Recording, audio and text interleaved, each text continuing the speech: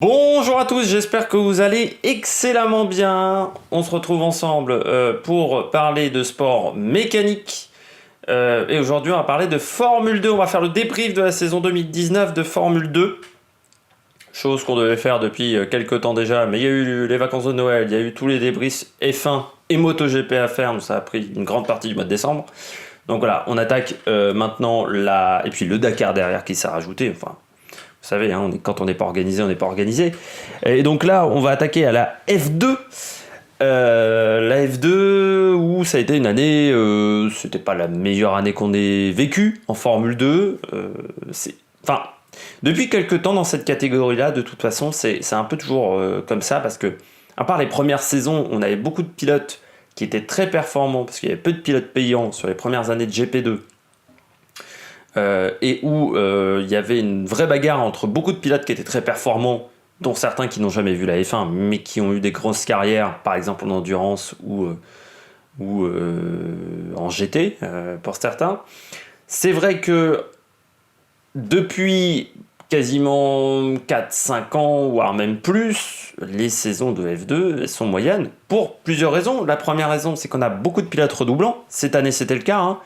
Latifi, Giotto, De Vries, Schengen, enfin des pilotes qui avaient déjà plusieurs saisons à F2, face à des pilotes qui étaient vraiment débutants, de l'autre côté, parce qu'on avait 5-6 débutants, c'était vraiment leur première saison. Et puis, année moyenne, parce que pas forcément 20 pilotes du même niveau, beaucoup d'un très bon niveau, et puis vous en avez 4-5 qui étaient vraiment pas très bons. Donc ça fait une année bizarre, et puis bien entendu une année bizarre en F2 parce que la course 1 à Spa avec la mort d'Antoine Hubert, ça a forcément changé un petit peu la donne dans ce championnat, et on a bien senti que l'ambiance à Monza ou à Sochi n'était plus du tout la même, et même à Abu Dhabi où ça a été assez particulier comme situation et comme moment à vivre pour tous ces gens. On l'a moins senti sur la F3, mais c'est vrai que sur la F2, je trouve que l'année a été moyenne. Sur la F3, l'année aussi a été moyenne à cause d'une domination de l'équipe Prema. Mais vous le verrez que le jour où je montrerai cette vidéo, s'il faut que je la monte depuis 10 ans, elle est enregistrée depuis le mois de décembre et je ne l'ai toujours pas montée. Mais un jour, ça arrivera, hein. Bon, on va commencer par les pilotes français. On va commencer par Dorian Boccolacci. Je ne vais pas parler d'Antoine Hubert, c'est difficile d'en parler désormais. Je trouve, parler de quelqu'un qui est décédé, parler de ce qu'il a fait en début de saison, c'est très compliqué, je trouve, à faire sans sortir dans le côté larmichette ou sans faire croire qu'on n'a pas de cœur. Donc c'est compliqué de le faire. Donc on va parler de Dorian Boccolacci. C'est compliqué de parler de sa saison, Dorian, parce que déjà il ne fait que la moitié des courses de l'année. C'est un pilote qui n'est pas payant, dans le cas où c'est pas un pilote qui a beaucoup d'argent, mais il est obligé de payer ses baquets. Donc il est dans une situation où c'est un pilote qui, on sait, a du talent, mais qui n'arrive pas à avoir assez de budget pour aller à la F2. Et vous verrez que sur mon point noir de tout à l'heure, c'est ce qui m'énerve, que des pilotes comme ça n'arrivent pas à trouver de baquet. Parce que c'est un pilote qui, on l'a vu, a quand même réussi à faire 2 très bons meetings. Alors il y a eu sur son année, il y a 2 très bons meetings, et puis 4 autres meetings qui sont un peu moins bien. Je dirais que le meeting à Bakou était très bon, le meeting également à Monaco était très bon, donc on voit que c'est un vrai spécialiste des courses en ville. Ça pourra intéresser peut-être certaines équipes de Formula I, parce qu'il est très bon dans ce domaine-là. Ensuite, il a été un peu plus en difficulté sur d'autres circuits, avec une voiture qu'il avait déjà un petit peu connue l'année dernière, mais il n'avait pas non plus une grosse expérience dans la catégorie. Donc saison un petit peu en demi-teinte, il y a eu vraiment du bon. Bakou, pour moi, je trouve qu'il est vraiment très bon, même s'il a quelques problèmes sur les restarts. Monaco, c'est vraiment très bien, et puis du moins bon. Par exemple, Bahreïn, également son meeting chez Trident en Grande-Bretagne, où c'était vraiment pas ça. Après, voilà. Chez Campos, il était dans l'équipe qui avait le moins gros budget. Je trouve qu'il a quand même fait des bonnes choses. Il n'a pas été aidé, par exemple, au Paul Ricard non plus, parce qu'il abandonne à cause d'un problème mécanique, alors qu'il était plutôt bien sur la grille de départ. Donc ça, c'est dommage.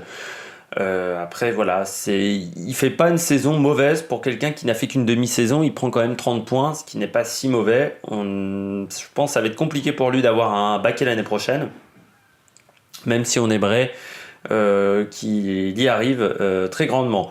On va passer au deuxième pilote français, donc qui a fait toute la saison, lui, c'est Giuliano Alesi.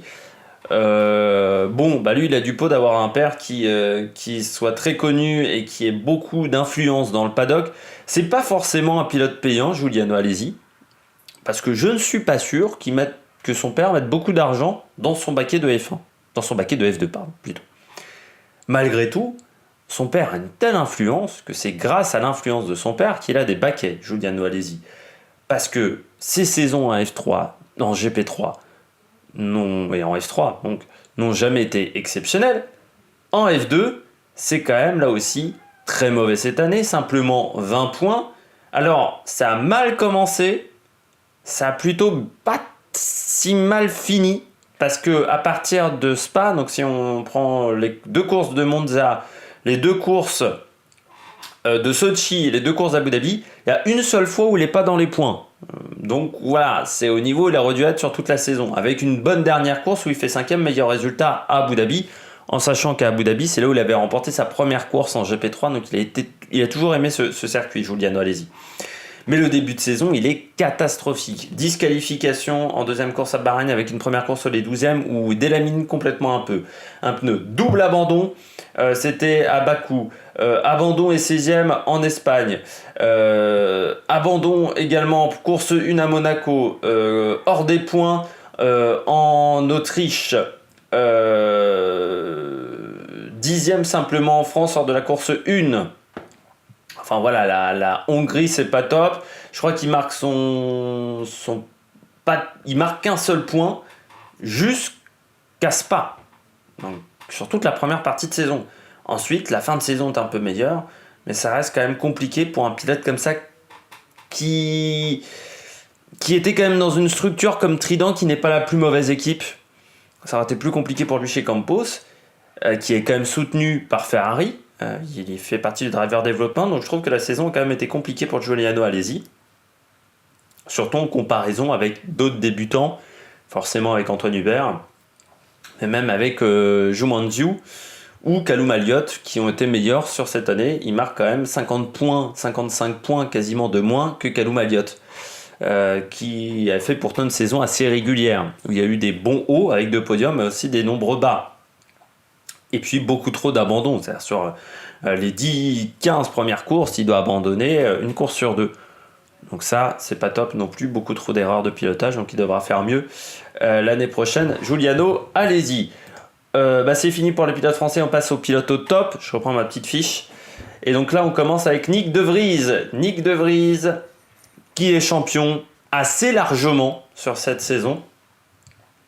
Même si à Abu Dhabi, ça s'est pas très très bien passé pour lui avec 2 13e places, où il n'était pas vraiment dans le rythme, mais je pense qu'il avait plus vraiment la tête à ça, très clairement. Il avait plutôt la tête à l'endurance, au LMP2, où il est aussi très bien classé et roule plutôt très bien. Nyck de Vries, une année plutôt bonne. Pourtant, le premier meeting n'était pas exceptionnel, et je crois que je l'avais mis même en flop sur mon premier meeting. Je crois que quand je prends des notes, vous savez, je prends des notes à chaque course que je regarde, désormais depuis que je suis sur YouTube. Et donc Nyck de Vries m'avait pas semblé exceptionnel sur le premier meeting. Là je revois les résultats, j'ai le tableau des résultats, donc il fait 6-7. Mais à partir de Monaco, là vraiment il progresse beaucoup. Monaco ça se passe bien, la France ça se passe bien aussi, en Autriche 2 3e place. Et puis, il a souvent été assez précautionneux en course 2, c'est-à-dire que quand on regarde toutes ses performances en course 2, c'est toujours dans les points quasiment, sauf à Abu Dhabi et en France, où en course 2 il fait 10e, mais sinon il a toujours été plutôt très régulier. C'est la prime à la régularité, avec quand même 4 victoires sur la saison, 2 deuxième places également, 4 troisième places, 5 troisième places même. Mais voilà, c'est pas le pilote qui a été le plus flamboyant, il n'a pas collectionné les victoires, mais il a été régulier, plutôt intelligent dans sa manière de courir, bien plus intelligent que les années précédentes où il manquait beaucoup de régularité, bien épaulé chez ART par un des team managers, une équipe qui était vraiment tournée pour lui et pas pour Nikita Mazepin, et ça s'est senti au cours de la saison pour Mazepin. Mais Nyck de Vries a fait vraiment une très bonne saison. Et on espère que ça va continuer pour lui sous d'autres cieux, sous le LMP2, en endurance. Mais je crois qu'il a l'air plutôt d'être bien parti. Il a compris que la F1 c'était mort pour lui à 25 ans, 24, 25 ans. Vous ne pouvez plus accéder à la F1 maintenant aujourd'hui. C'est même compliqué parce qu'il faut aller très vite tout le temps. Et c'est un peu le souci, mais oui, aujourd'hui à 24 ans, 25 ans, Latifi est quasiment un vieillard pour un débutant en F1 parce que c'est vraiment très compliqué. On passe à Nicolas Latifi. Nicolas Latifi deuxième, 214 points. 4 victoires. Mais la saison a quand même été compliquée pour Latifi, je trouve. Ça commence très fort. Il y a vraiment un creux à mi-saison. Il finit fort. Mais Monza, c'est catastrophique. Monaco, c'est pas bon. Et l'écart aurait dû être beaucoup plus réduit avec De Vries. C'est vrai qu'il y a 50 points d'écart au final au championnat, plus de 50 points d'écart, alors que l'écart aurait dû être de 20, 25 points grand maximum. Il a tellement bien débuté la saison. C'est-à-dire que le meeting à Bahreïn est excellent. L'Azerbaïdjan, c'est bien aussi. En Espagne, c'est bien. Et puis derrière, ça se dégrade au fur et à mesure de la saison. Il y a encore une victoire en Hongrie, mais le meeting en Italie est vraiment catastrophique. C'est là où il perd vraiment beaucoup trop de points par rapport à De Vries. Et on sent que De Vries va devenir champion incessamment sous peu. Il s'en sort bien aux Émirats, il s'en sort bien en Russie, mais c'était trop tard. Le mal avait été fait. On va dire, il y a 2 meetings blancs où il n'y a vraiment aucun point de marqué. Pour quelqu'un qui veut jouer le championnat, c'était impossible. Et en plus, pourtant, c'est quelqu'un qui a de l'expérience, Nyck de Vries, donc qui n'aurait pas dû faire ces erreurs-là. Nicolas Latifi, pardon. De Vries aussi a de l'expérience, mais il n'a pas fait d'erreur, lui. Latifi est un pilote qui avait beaucoup d'expérience, et au final, on est presque déçu de sa saison. C'est-à-dire que deuxième, c'est bien, il a sa super licence, mais s'il avait été deuxième l'année dernière, on aurait été content pour lui. Cette année, on est presque déçu. Alors il est comme pilote au top, parce qu'un vice-champion du monde, on ne peut pas vraiment le mettre comme pilote ultra décevant, à part s'il avait totalement raté sa fin de saison, ce qui n'est pas le cas, ce qui n'est pas totalement le cas. Il y a eu quelques ratés, mais c'est pas totalement raté malgré tout. C'est vrai qu'on s'attendait à mieux de la part de Nicolas Latifi. Et puis on finit avec le meilleur débutant de la saison, Gumanzhou, je sais jamais comment prononcer, le chinois, qui finit 7ème, et pas très loin de Matsushita par exemple et de Jack Aitken. Il finit à 21 points de Jack Aitken et à 5 points de Matsushita. Dommage sa dernière course aux Émirats Arabes Unis, parce que sinon on aurait fini devant Matsushita. Zhou, c'est un pilote qu'on n'attendait pas et qui m'a grandement surpris. Moi je l'attendais pas, c'est-à-dire quand je le vois mi-février l'année dernière, on nous indique Renault a décidé de recruter Gumanzhou. Alors déjà, moi je me dis, qui c'est donc ce pilote-là? Parce que je suivais plutôt la F3, faut très clairement le dire. J'avais suivi quelques courses, mais il ne m'avait pas marqué en F3, très clairement, l'année d'avant, en 2018. Là, je me dis, en F3 Euro Series, bien entendu. Là, je me dis, bon, pilote chinois, ouais, Renault veut investir depuis des années, veut se mettre en avant sur ce territoire-là. Bon, ils l'ont surtout recruté pour vendre des voitures.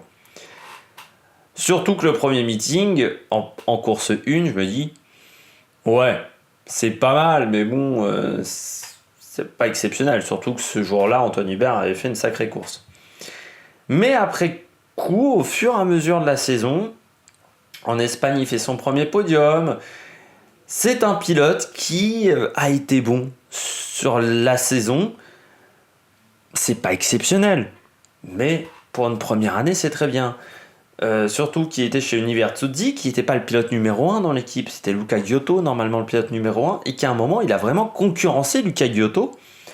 En Espagne, il fait un très bon meeting. Il a vraiment, entre l'Espagne et l'Autriche, il est vraiment bien. Ensuite, même en Grande-Bretagne, c'est encore pas mal. Ça se dégrade un peu sur la fin de saison, où il a un peu plus de mal à être vraiment ultra rapide.